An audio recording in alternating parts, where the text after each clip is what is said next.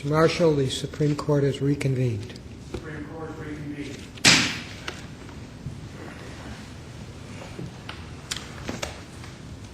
The last call on our case on our docket today is agenda number 10, case number 105805, People ex rel. Lisa Madigan versus the Honorable James B. Kinzer. Counsel may proceed. Good afternoon, Your Honors. My name is Eldon Malamuth, here today on behalf of the people of the state of Illinois. In this original mandamus action, the people ask the court to direct the Circuit Court of Iroquois County and the Honorable James B. Kinzer to sentence Respondent Kyle Kissick as statutorily required by the Unified Code of Corrections. In the underlying case, Respondent pled guilty to DUI and was sentenced to court supervision. This court should issue the mandamus order because the plain language of the Unified Code of Corrections precludes that disposition. Under 730 ILCS 5/561D, Respondent was ineligible for court supervision because he had previously pled guilty to reckless driving, and that plea was the result of a plea agreement. None of the reasons offered by the Circuit Court or Respondent excuse the imposition of this disposition, which is specifically barred by statute, and therefore this court should issue the mandamus order.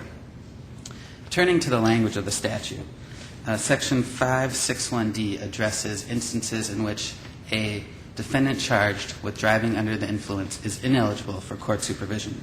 And as is relevant here, Section 561D states that when a defendant is charged with violating 11-501, that's the DUI statute, he is ineligible for court supervision, quote, when the defendant has previously pleaded guilty to a violation of Section 11-503 of the Illinois Vehicle Code.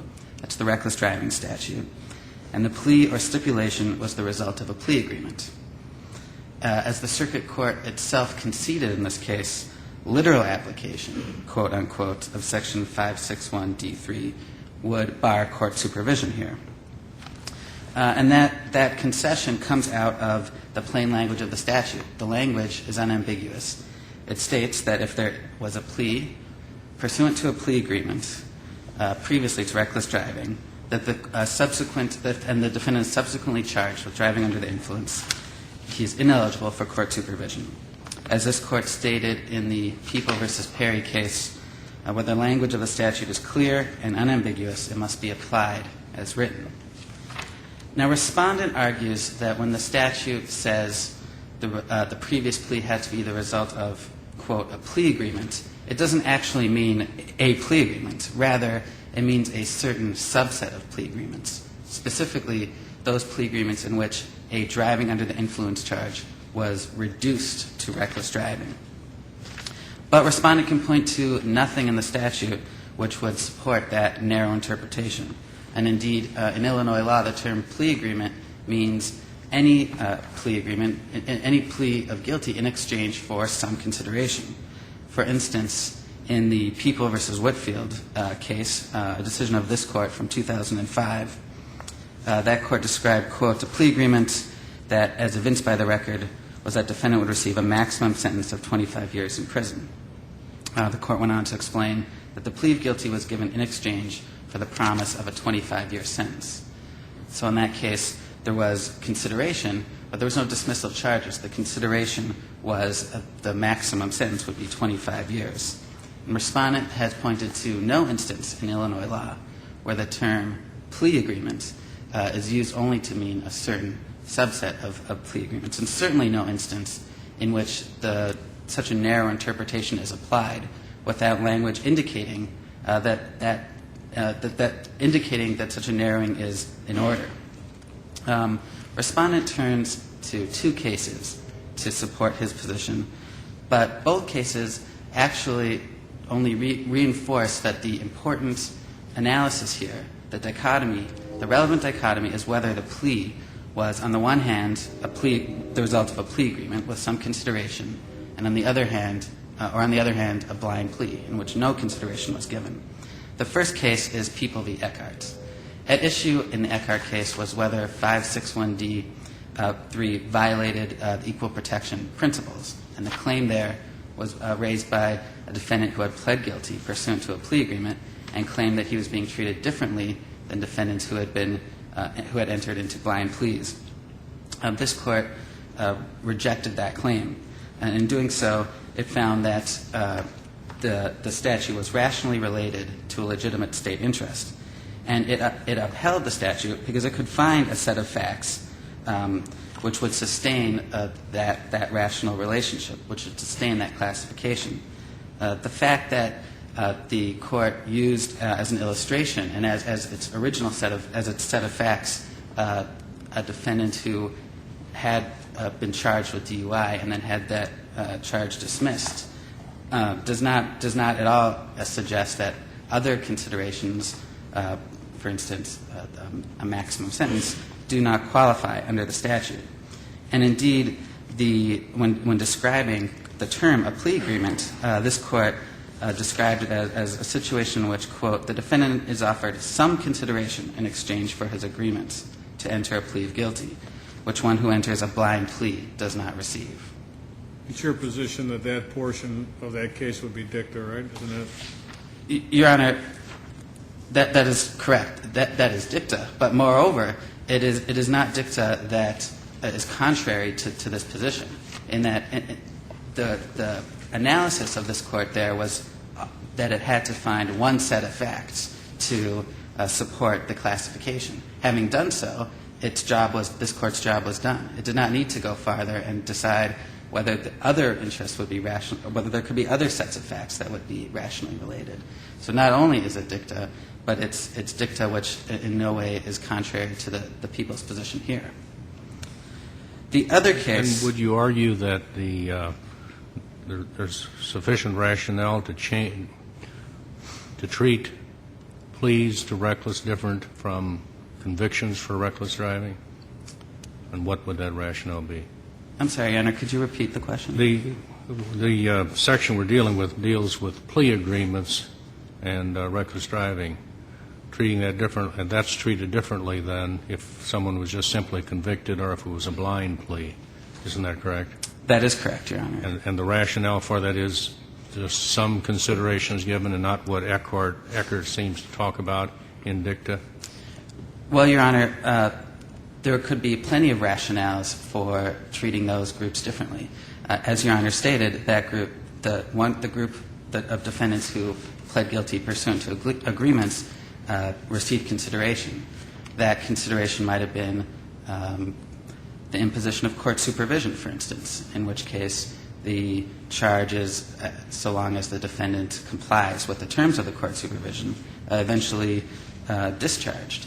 And so there certainly could be a rationale which would state that treating that defendant who received leniency, who was eventually had the charge discharged differently than a defendant who either pled blindly, didn't receive that consideration, or who went to trial. But even in a plea agreement case on a reckless driving, if the defendant gets the maximum penalty under the law, he's not eligible for court supervision for a subsequent DUI, whereas someone who enters a blind plea and gets a lesser penalty is eligible. Is that correct? Well, Your Honor, under Section D1, under Section D3 specifically, a defendant who goes to trial is eligible for court supervision, and that is not precluded by that statute. Generally, court supervision is only given to defendants who the circuit court would determine is not a defendant who is not likely to commit further crimes. So certainly the fact that there had been this conviction would suggest that the defendant would or might be likely to commit further crimes. But that is not the text of Section 561D3. And moreover, the fact that all that there has to be, again, for this to survive rational basis review is that there be one set of facts that suggests that there just has to be, one set of facts which shows that it's rationally related to a legitimate state interest. Once it passes that review, then we look to the plain language. Then we look to interpreting the statute. And under the plain language of the statute, any plea that is the result of a plea agreement triggers Section 561D3. The other case that respondent offers in support is People v. Kuhn. But that case, again, just highlights that the important analysis is whether the plea was pursuant to a blind plea or a plea agreement. In Kuhn, this court found that the defendant in that case was not precluded from receiving court supervision. And the reason was, in that case, in Kuhn, the defendant had, at the circuit court level, claimed that his previous plea was not the result of a plea agreement, and that there was nothing in the file that suggested it was the result of a plea agreement. And then before this court, there was no evidence that there was any plea agreement, that the defendant had received any consideration. So there was the burden had not been met of proving that there was a plea agreement. And that is not the case here, where there's no dispute that there is a plea agreement. It's simply not necessarily clear from the record the reason, the motivation that the parties had in entering the plea agreement. Now, the circuit court had two additional reasons that it did not go forward with the literal application of the statute that respondent has not pressed here. First is the circuit court was concerned about equal protection principles. But as mentioned, this court in the Eckhart case already held that the statute at issue here survives rational basis review. The second was that the statute somehow created an irrebuttable presumption. But that claim or that contention fails for two reasons. One, there simply is no presumption in the statute. There is no ultimate fact which can be presumed from a predicate fact. There is only one fact, whether the plea was subject to a plea agreement. There is nothing that presumes. That simple finding is all that is necessary to trigger 561D.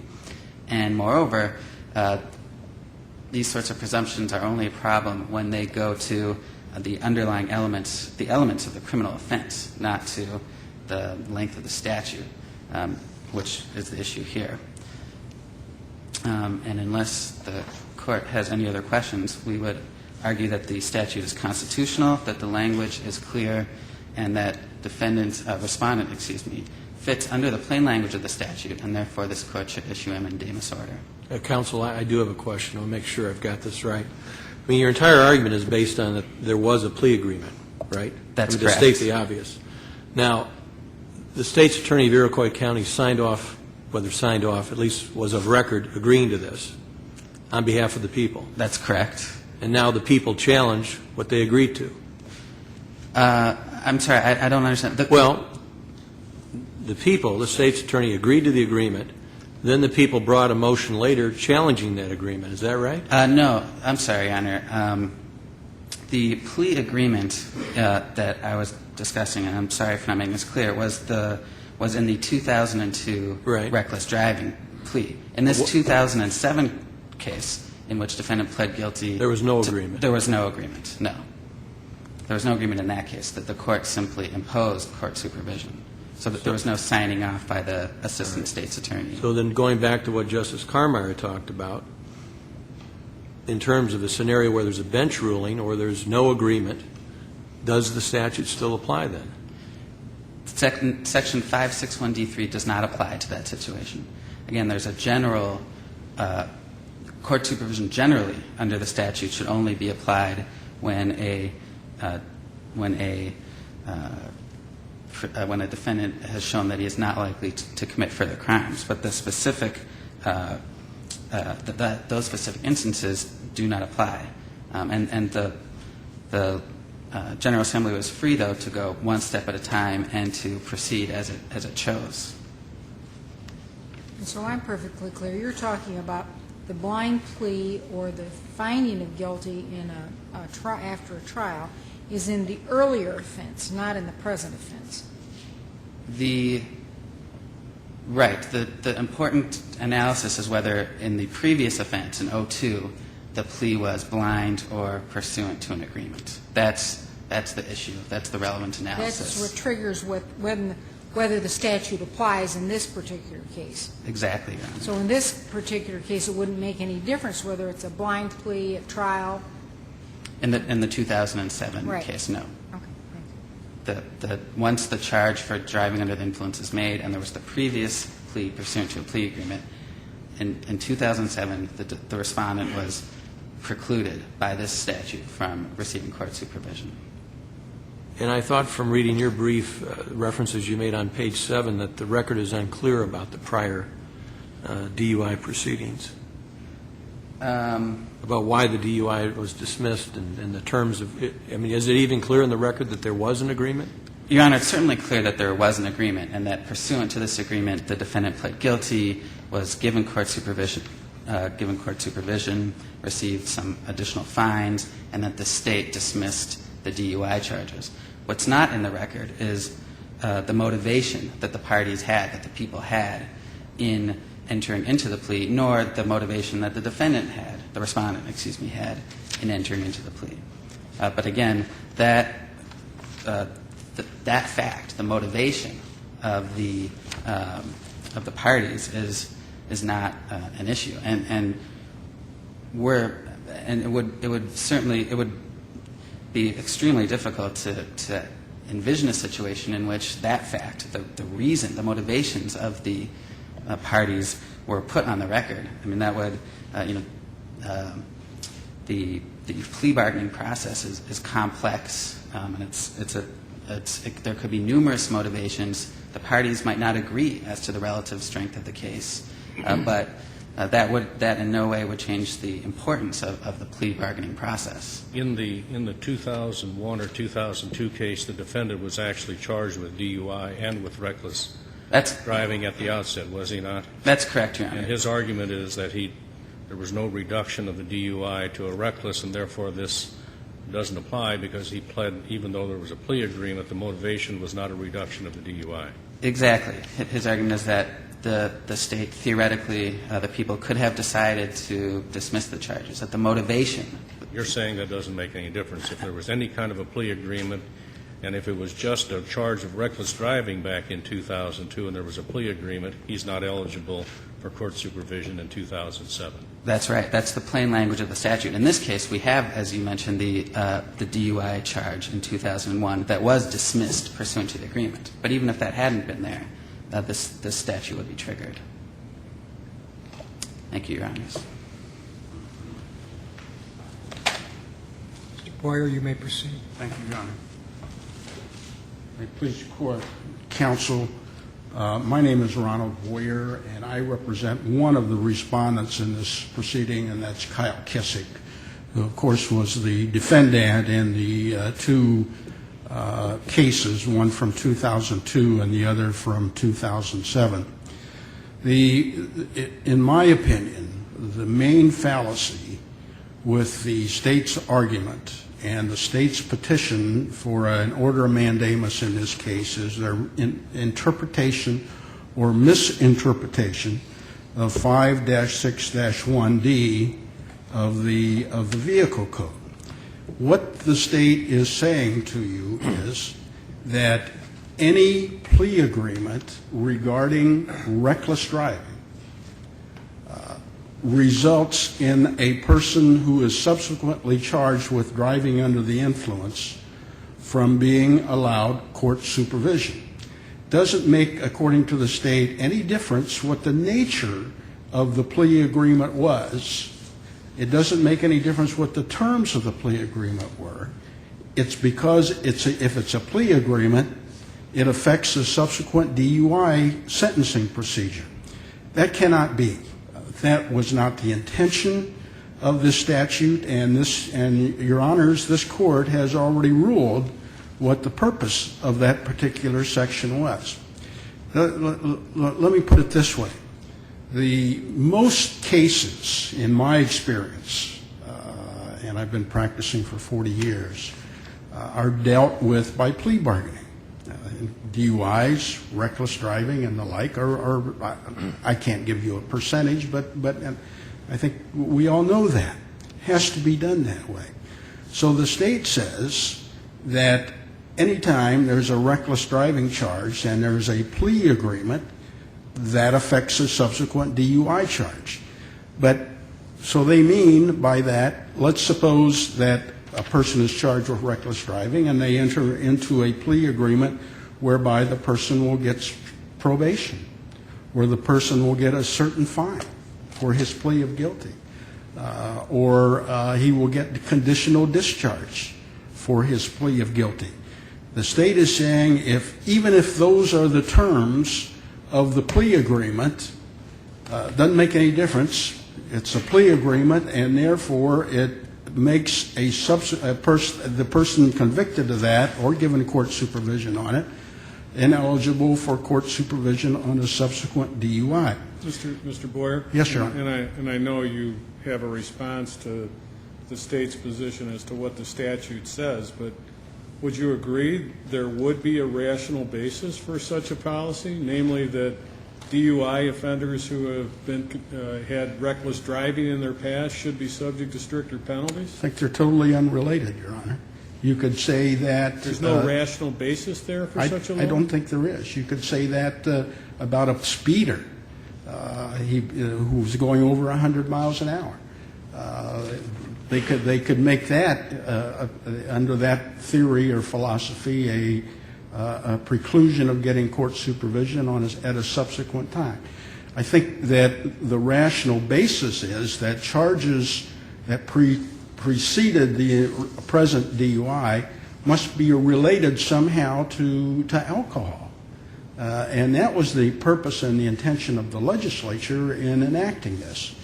You see, when I go way back, and there was a period of time, and I don't think it's true anymore to the extent that it was, that DUIs were frequently disposed of by a reduction through a plea agreement to reckless driving.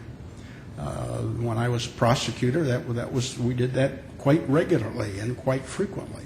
And then when this statute was adopted, which I think was in the mid-'90s, early '90s, something like that, the legislature had realized that fact, and that a lot of people were getting a double break.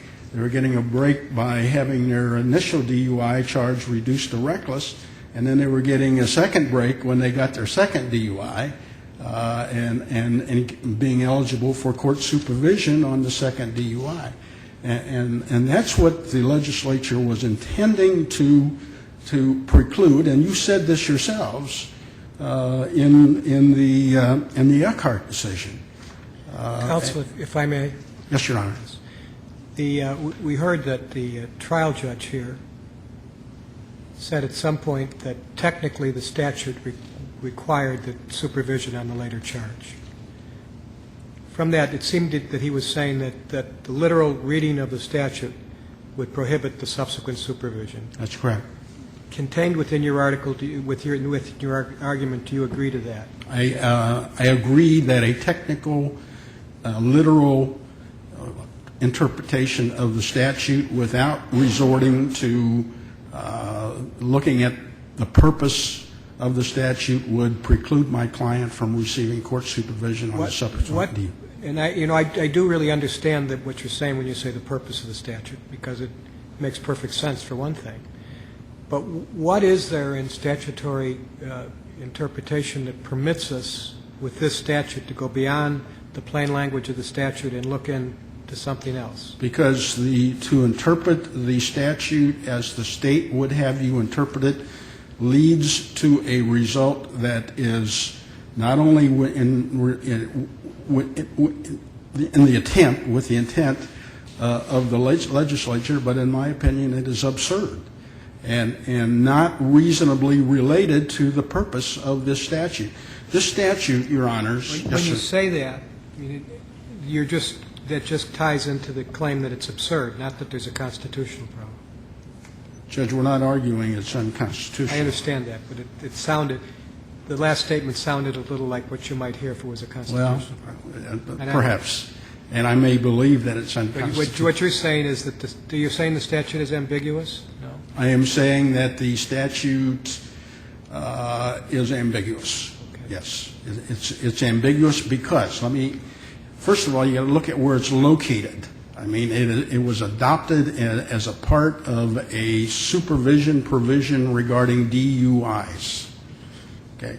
And it sets forth when a person may not receive court supervision for a DUI. One is when they've been convicted of a prior DUI or received court supervision with regard to the same. And the second or the third one is when there has been a reduction. Well, it doesn't say reduction. Okay, it says that when there is a conviction for reckless driving, which was the result of a plea agreement. Now, literally, state's right. That literally that means any plea agreement, I suppose. Even if the reckless driving was the plea agreement had to do with you're going to pay a $200 fine rather than a $500 fine. Even when the plea agreement involves what the state recommends for a sentence, which has got nothing to do with DUI. And so it just wasn't the purpose of this statute to be interpreted the way the state wants to. And you said that, Your Honors, in Eckhart. Mr. Boyer, something that you said in passing to Justice Fitzgerald, you are not relying then on the whatever it was, due process, equal protection argument made by the trial court. No, I am not, Judge. You see that fraught with problems, don't you? I think you ruled on those issues, and all I am doing is our position is simply this, that the state's interpretation of the statute is way too broad and was not intended by the legislature, that the statute should be interpreted to mean that you're ineligible for supervision only when the prior reckless driving conviction was a reduction from a prior DUI. That's what was intended, and that's exactly what you said in Eckhart. It was intended but not written. Wasn't written that way, was it? Mr. Boyer, would you agree that the state could prohibit court supervision on the first DUI, should it see fit to do so? I do. Then how would you respond to the argument that could be made that if they can prohibit it, they can put any conditions on it, including no prior convictions for speeding or reckless driving or anything else? I believe that they could probably do that. There would be a question in my mind as to the rational relationship between that type of provision and what they're attempting to do with DUIs, but my position is that was not the purpose or the intent of this particular statute. So your argument is focusing on the legislative intent. That's right.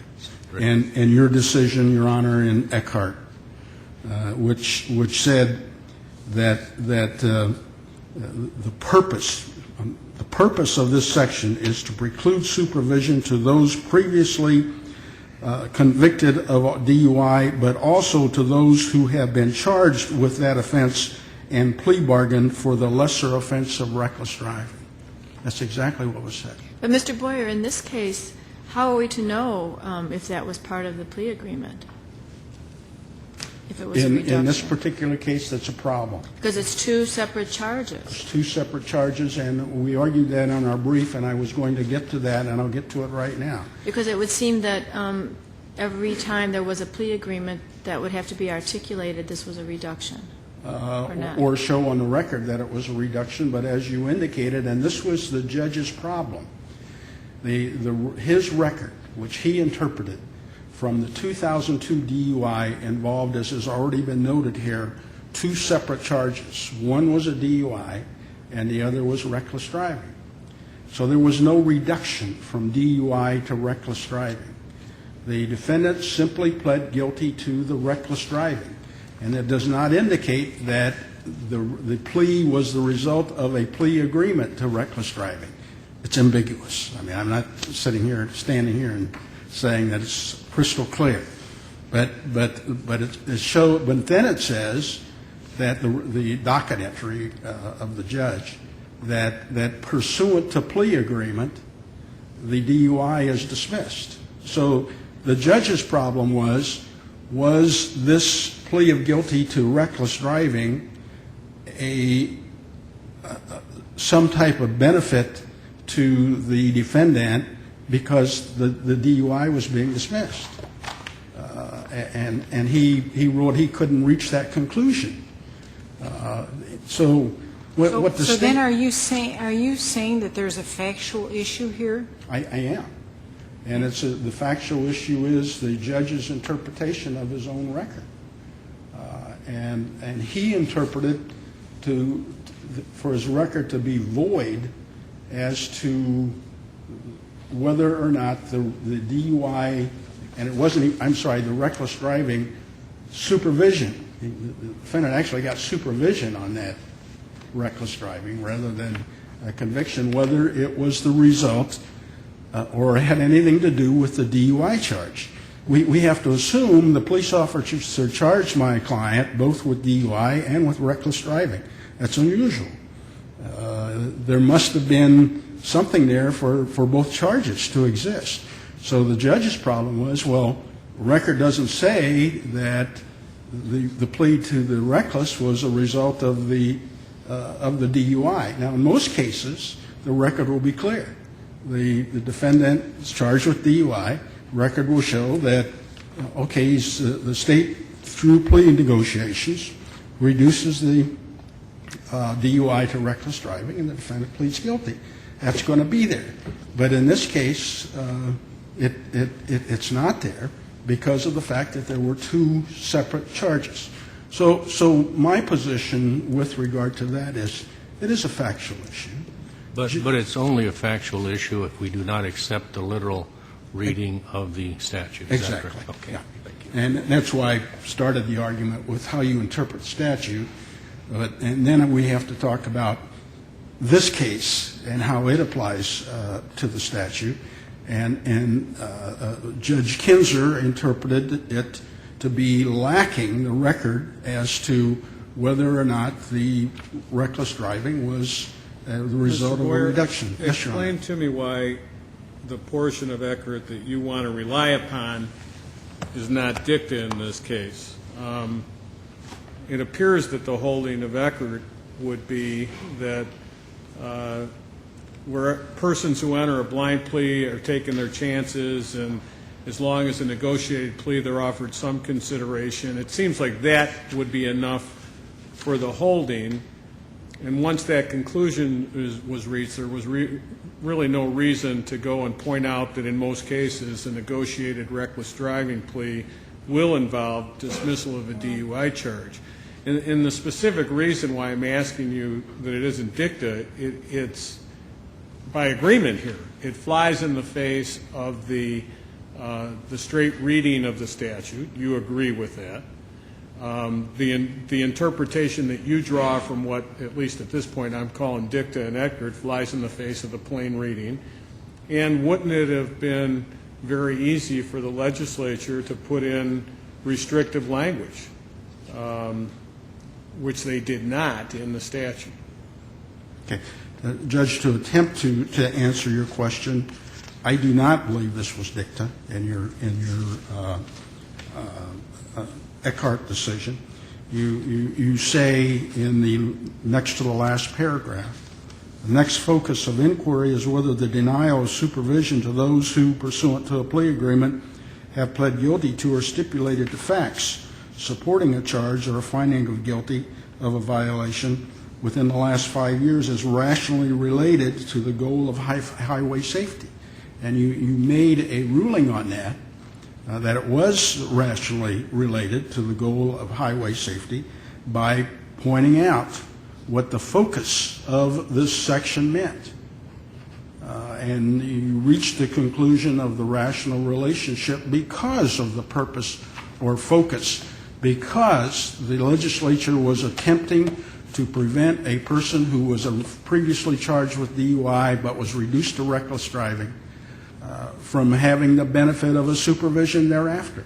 At the purpose of the you pointed out specifically, the purpose of this was to promote highway safety by preventing a person who has two charges involving alcohol from receiving the benefit of the court supervision statute. So I disagree with you, Your Honor, that I don't think it was dicta. And I forget what the rest of the question was. Well, I just said, especially when your interpretation, if that indeed was the holding, flies into, and not dicta, flies in the face of the plain reading of the statute, which everybody here agrees, and the fact that the legislature knows how to put in restrictive language when they want to. That's true. But, Judge, I hope that, I know this court would not want to interpret this section other than what the legislature intended. And I know it would not want to interpret it so that every time somebody, almost every time somebody has a reckless driving conviction, that it can't get court supervision on a subsequent DUI. That is not what the purpose of this was. And anyway, I see I have a yellow light. I appreciate and ask that you deny this motion or petition for a order of mandamus on both bases. That it's a question of fact as to what the record shows in this case, and second, that the state is erroneously interpreting the statute. Thank you very much. Thank you, Mr. Boyer. Mr. Malamuth, you may proceed.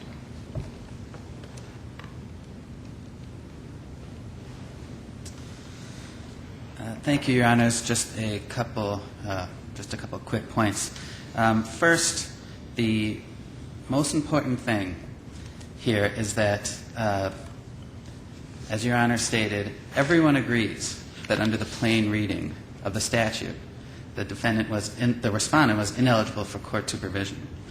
The literal application of the statute precludes respondent from having received court supervision, and that is the termination of the case. Once that is agreed upon, the court does not go beyond that to look at the legislative intent, and does not seek to look beyond the plain meaning when the meaning is plain. Now, further, the argument is here is that perhaps the legislature, that there wasn't a specific intent to apply, for the statute to apply to the situation here. But this isn't really an argument that that application would be absurd. It's just an argument that this was not the main focus. And it is possible that the legislature knew how difficult it would be to address the motivation in the facts. But that's an argument of that there's an imperfect fit between what the legislature intended and what the statute actually reads. And that's an argument of constitutional, that's an argument that goes to whether the statute is constitutional, not how the language is interpreted. And here, the fact is that it's simply not an absurd result for the statute to apply to the respondent. The goals of the statute, as stated in Eckhart, are highway safety, to reduce recidivism, and to limit court supervision to only a certain subset of defendants. And again, the primary analysis is that... It's a terrific argument, but why make the distinction between blind pleas, findings, and pleas that result from a plea bargain? Well, Your Honor... I'm only addressing your present argument now. Addressing the present argument being... Why make you make this good argument about reckless driving alone could be a highway safety issue? It would be a good thing that people who got drunk driving cases didn't also have a reckless driving in their background. Well, Your Honor... But the only thing that argues against that argument is we're not concerned with reckless driving if there's a blind plea or if there's a contested finding of guilty. A couple things, Your Honor. First, to survive the rational basis review, there just has to be one set of facts that supports the legislation. Second, the legislature is free... I'm not disagreeing with that at all, but we're not faced with a constitutional issue here because it hasn't been raised. That's right, Your Honor. But the question is whether it's an absurd result. That's what the respondent might be arguing. Because once the meaning is plain, the intent of the legislature does not override, even if that intent were somehow different, that does not override the plain meaning. But But just moreover, the argument isn't that the General Assembly meant to exclude this group of reckless drivers, but rather that it wasn't the specific focus of the General Assembly. But that's not the kind of absurdity that would allow this court to look past the plain meaning, which, as we now know, everyone agrees would preclude defendant from receiving court supervision. And that's, again, the main focus here. There is no factual dispute that there was a plea agreement in 2002 and that the defendant pled guilty to reckless driving pursuant to a plea agreement. Under the plain language of the statute, when the defendant was then charged in 2007 with driving under the influence, he was precluded from receiving court supervision. And because of that, this court should issue a mandamus order requiring the Circuit Court of Iroquois County to sentence defendant as required by the Unified Code of Corrections. Counsel, I know Mr. Boyer argued that Eckhart seemed to be his main case, but the judge's order specifically says he finds that the Kuhn case, K-U-H-N, was the one that requires evidence of what type of plea agreement was available. And I know you've argued that it's distinguishable and so forth, but I want to make sure I hear your oral explanation of why you think that case doesn't Thank you, Your Honor. answer the problem with the application of the statute. In the Kuhn case, the defendant at the circuit court level argued that his previous plea to reckless driving was not pursuant to a plea agreement. He brought the court file to the courtroom and said, nothing in here suggests that it was a plea agreement, when previously I pled guilty. And then when the case was up before this court, that original court file was not even in evidence, was not in the record. And so this court had no basis on which to find any plea agreement. So there was a complete absence of evidence that the previous plea of guilty had been the result of a plea agreement. The issue was not what kind of plea agreement the defendant had entered into. And the court didn't say, this court did not say at all in Kuhn that there had to be evidence that the plea agreement was of a certain nature and had certain motivations, that certain motivations underlay that plea agreement. And as discussed earlier, the requiring that kind of factual discussion would greatly inhibit the use of plea bargaining. And indeed, there might be different motivations, multiple motivations of each party that might not, and they might not agree as to what the motivation should be. But that in no way reduces the efficacy of the plea and the plea agreement. And just to go back to one question I asked you before, I did get a chance to look in your appendix. There is the docket entry I was confused initially about the disposition in the 07 case, but the docket entry does show Mr. Boyer was present, the Assistant State's Attorney O'Brien was present when the plea was approved, but apparently not a plea agreement.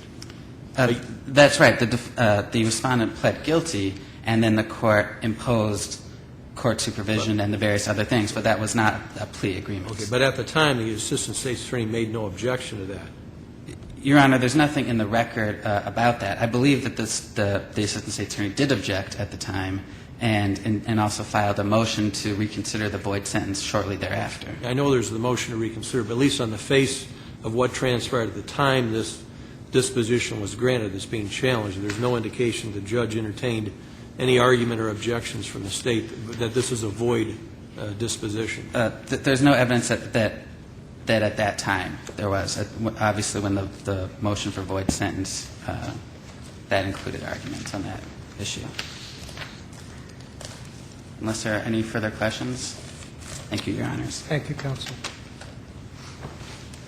Case number 105-805 will be taken under advisement as agenda number 10. Court will stand recessed till 9 a.m. tomorrow morning.